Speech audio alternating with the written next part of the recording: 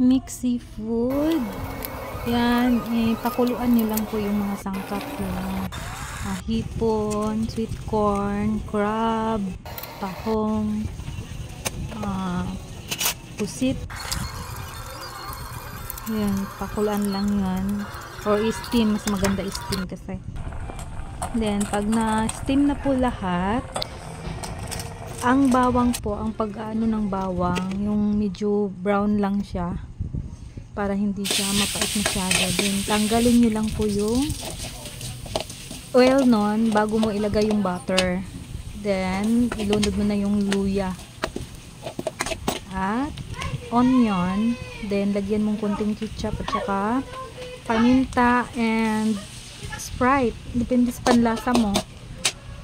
Then, pork cubes. Maglagay na din. Kasi hindi ako nagamit ng asin dyan eh. So, pork cubes yung pang-ano ko dyan. So, inulunod mo na yung mga sangkap pag ganyan. Tapos, yung mga pinakuluan mo, wag mo itapon yun. Yun. Maglagay ka ng kunting sabaw para magkaroon ng sauce yung niluluto mo.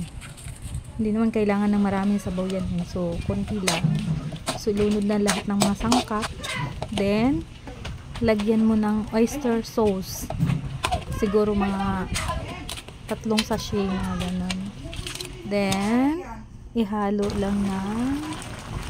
Haluin mo mabuti lang.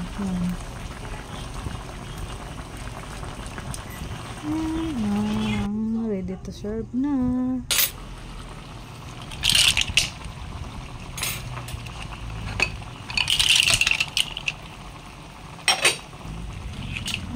Naglagay din pala ako ng chop na siling pula gawa nung wala akong hot sauce.